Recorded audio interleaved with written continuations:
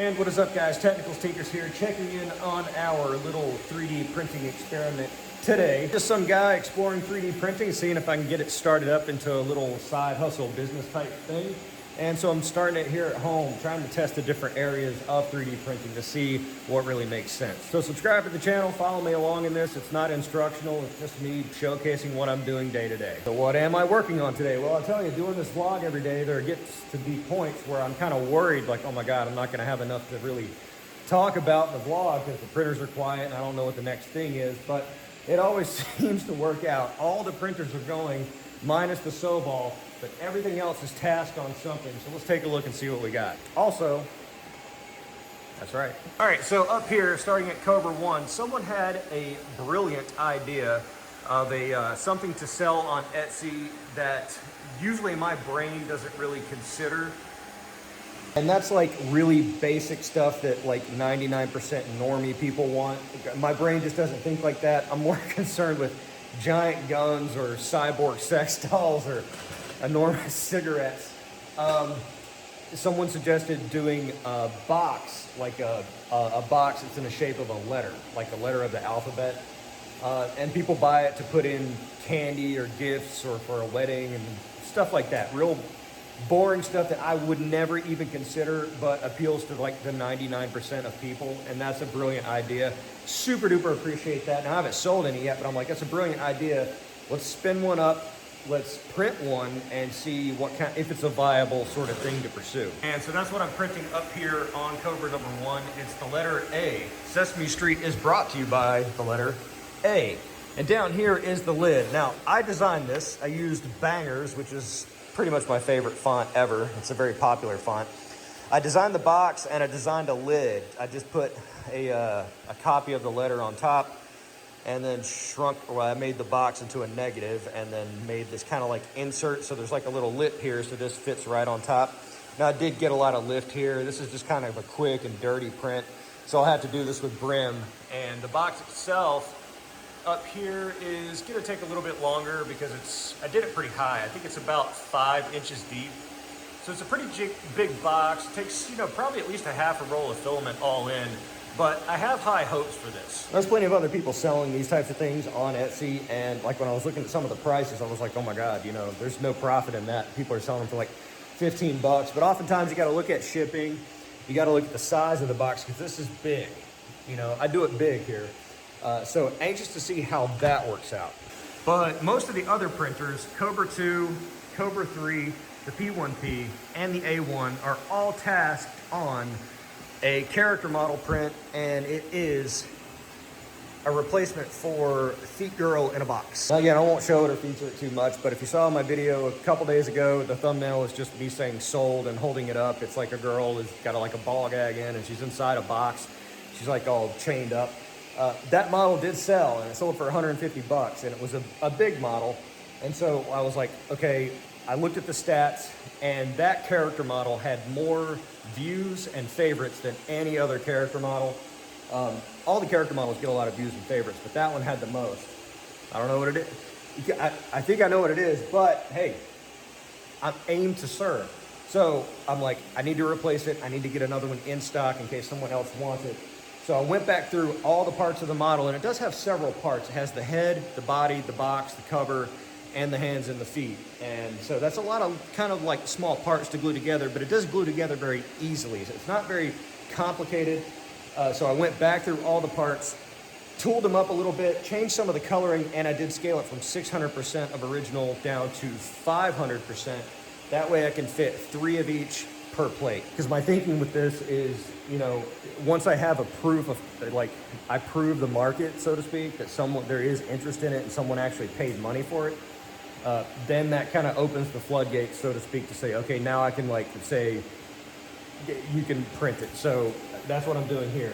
Scaling it down to 500%, I'm able to fit 3 per build plate and really kind of dial in what the actual costs will be. And so let's look at that. Let's just throw it up right here. I went through and put in how many I fit per build plate, what kind of filament I'm using, the cost per gram for the filament, because like the bamboo filaments are more than the Elegoo's, and then like how much that comes out to per unit. And so what I've done here is taken it all in. It's pretty, I mean, these are quotes from the final slice of what I did. So the total cost per unit for this, variant comes out to about $10.36 just in filament. I'm not figuring in power costs anymore because it's really nothing. The bamboos pull like 200 watts and at 7.5 cents kilowatt hour. Some of my other models that I was figuring in the power cost for, it came out to like 10 cents, 20 cents. And I understand like that would make a difference if you were selling a product that was, $5, but I really just do not want to get into selling high volumes of product that cost like anything less than like $20. It's just not worth the time. The packing material, like, yeah, you can make $1 per, but it's just not worth the time. I'm not running a sweatshop in Singapore here. I kind of want some like meteor sales. And so I'm not figuring in power costs, but scaling it down, changing up the colors a little bit, 1036 per model. Now I sold the one 600% of size at $150. And so the total filament cost on there, I didn't have it in my spreadsheet because I did that one way back. But I imagine that 600% model, even, just printing it one per plate with all the flushing and everything like that, was, let's just say it cost $20 and it sold for $150. So now this one's slightly smaller. It doesn't have as many colors. So like her nails are all black. Previously they were like black and pink. And also on the top where her head came out, there were like these bands around it that were protruding off. I deleted those off. That way I could print her body upside down on a flat surface, and I wouldn't have all those supports touching like the organic curves of her body. So hopefully it doesn't scar up the model. It looks a little cleaner. And then the top surface will look cleaner on top of that. So I deleted those off. That's eliminating another color entirely. So really it's just the black, the gold, the beige. Her eye color is like white, and I made her eyes green because I think they pop out a little more, and I think it pairs a little better with the yellow. Again, subjective. But overall, coming out to 1036 per, I charge $150 for the 600% size. This one is smaller, less colors, so I can dial the price down, so hopefully I can attract more customers. And it still basically is the same model. It still gives the same vibe. So I'm thinking probably I'll throw it in at like $100, see if I get any bites. Because it's pretty close to, 600% of size versus 500%. It's not that much smaller, but I'm reducing the cost by a third. So, and the markup's still there. If it's 1036, the cost to ship the thing is probably, let's say $15. Let's say priority is $20. So it's $20 there plus 10 for that. That's 30. Etsy takes, let's just say Etsy takes 10% all in with all their various fees that they bake in, because it's a little sharky, I guess, but hey, they got to get their money too, and otherwise, where else are you going to sell it? So let's say Etsy's taking 10. Let's say it costs 10, that's 20. Let's say it costs 20 to ship it, that's 40. So that's $60, a $60 rip on per model. And finally, how we doing over here? How we doing on our TRex skull? We got miles to go. We got 59. We got over 2 days left. It's at 40%. Oh man, the stress on this thing, let me tell you, it's something else. So we did a prophylactic filament change last night. Before I retired, I was like, okay, I'm just gonna go ahead and swap the filament so I know it won't run out. Been monitoring this thing very closely because now we're getting into the sections where it's starting to bridge onto itself. You can see right here. Glad I did it in white because I think I might just not even bother painting this thing because the white, is the color of bone. So I'm kind of happy with it. Maybe a little drop over there on that bridge, but otherwise it's looking good. It's looking crispy clean. And again, I think this is exactly why people don't print. Another reason of reason number 683 of why people do not print large models. Just the anxiety, because right now we're probably 2.5 spools in. So, like 5 pounds of filament or something like that. A couple spools of filament at least in on this print. It's only 40% of the way. And if it fails, sure, I could sort of try to isolate wear and print it from there up and glue it together. But then you're talking about how much time are you going to put into doing that? Sure, I aim to sell this for a lot, but I can't be doing this. I need to rely on it. I need to count on it. I need a just a reliable way, like to know that it's going to be able to spit it out. Again, it's not a commercial machine. I got into this knowing that. But, you know, there is certainly some anxiety and some tension surrounding this. So I'm anxious and I'm hopeful that this makes it out. Because after this, I got to put the jawbone, which is almost equally as tall. And we haven't even gotten to the teeth yet.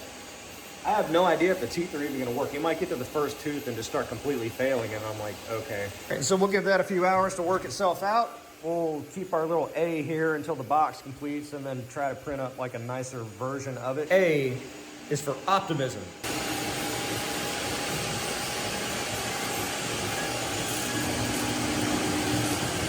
All right, so it's been a few hours. We're getting towards the middle point of the day. Let's check in on what's printing. So we fired up Mr. Soval, and he was able to provide us a fourth shelf. Got our little rep rack shelf over there. Nice to have some extra storage for the Giga and whatnot. And while we're on the subject, a little low there, it's time for me to start sweating a little bit. That's maybe 2 or 3 hours, I guess, of filament. Now the Giga's running slow, but at a 0.48 layer height, it does chew it up pretty quick. Checking in on the quality. I wish I had a piece. This is wood. It looks like it's doing good. Man, the anxiety is through the roof, but look at this. I mean, this thing is big. Hand for scale. You know, that's gonna be a big, hopefully, complete dinosaur skull. Over here on the A1, we got our, what we were talking about earlier, our character model, Feet Girl in a Box. So we did 3 bodies. Those came off just fine. 3 sets of extremities. And we got the boxes down here and up here. Yeah, up here. And then down there, some rep rack ends. Over here on the P1P, we're doing the heads for the character model, doing 3 of them on this plate. We print her braids down, and this is the second attempt. Looks like we have some support failure there. I'm hoping that it won't matter and that it'll pick up.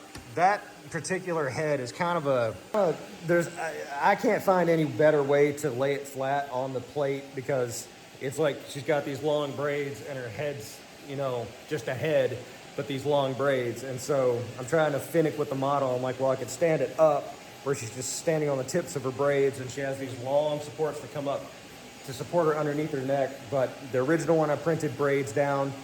It was rough on the back and it said that in the description. So I'm just going for that again, adjusted the Z height a little bit. Over here, our A box obviously does not fit because everything I design is complete garbage. I think a lot of it has to do with this this lifted lid section over here. Keeps it from kind of snapping into place, but snaps in here. If I work my way around, it snapped maybe over here. Well, no, that's in. The middle section here seems to be fine. Yeah, just really kind of warped a bit. And overall, this box is, you know, hand for scale. It leaves a bit to be desired. Maybe someone could chime in on how to better design this because I just designed it with it's like a 5mm width on these walls. But because of that, it leaves a void, and I don't want to put a lot of infill because this is kind of a big model. This ate almost 400 grams of filament, almost half a spool just for this box, and it still feels dinky. I'm wondering how to get a more solid wall, a more solid structure. It seems like you shouldn't take that much infill, and maybe it's just make the wall solid but like 2mm thick. Maybe that would yield a better result. Let me know what you think in the comments. I might play with it a little more this afternoon. But I think this is like a good concept to pursue because, you know, say your girlfriend's name or your daughter's name's Ashley, you get her an A, give me an A, and give me $20 for an A. And then you can fill it up with sweet treats or gifts or, I don't know, lo mein, whatever you want. Fill it up with lo mein. More problems with these bamboo spools. It doesn't happen that often, but this roll in particular is giving me a ton of problems.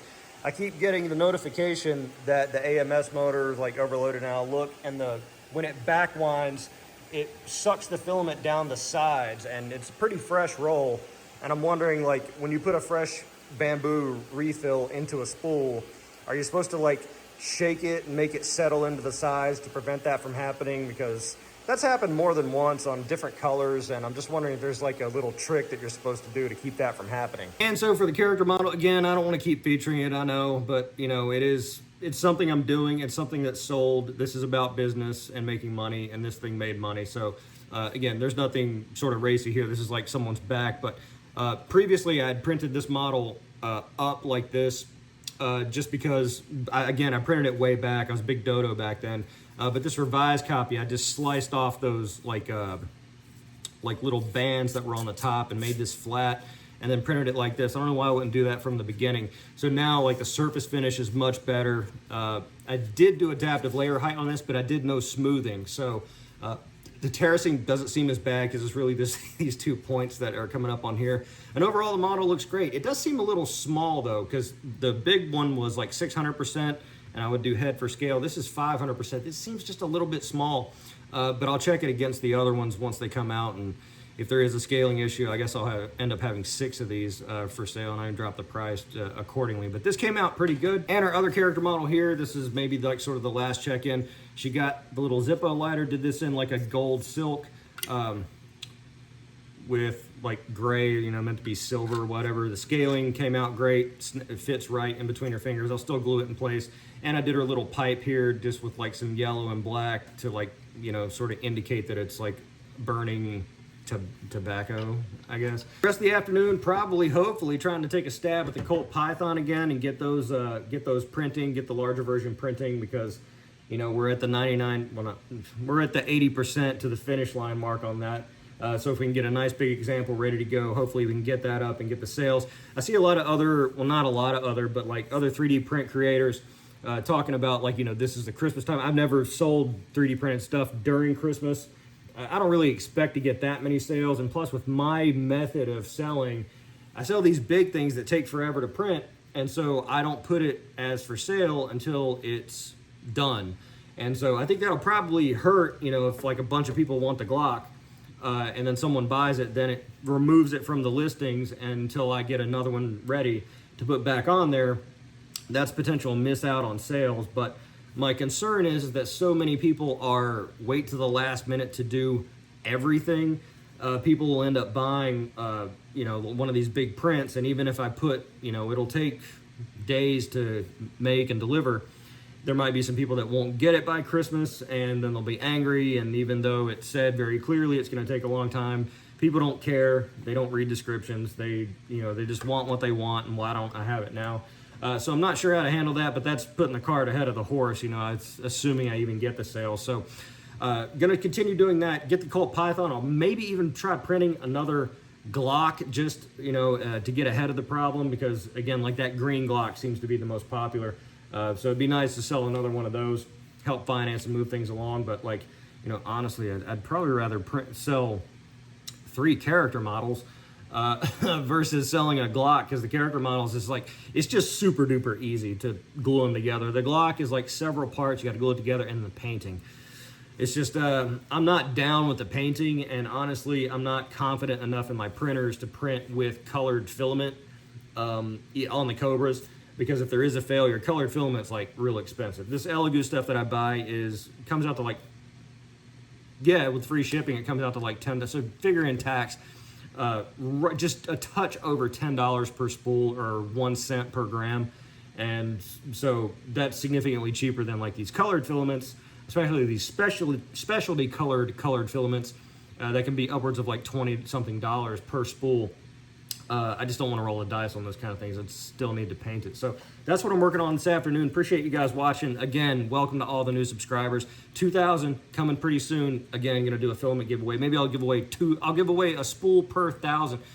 Actually, pause on that. Don't want to commit to that just yet, but maybe I'll give away 2 spools of filament to 2 winners. 4 total spools when I hit 2,000 subscribers. So be sure to subscribe to the channel. Be sure to like the video, because it's a nice thing to do. I'm the Technicals. See you next time.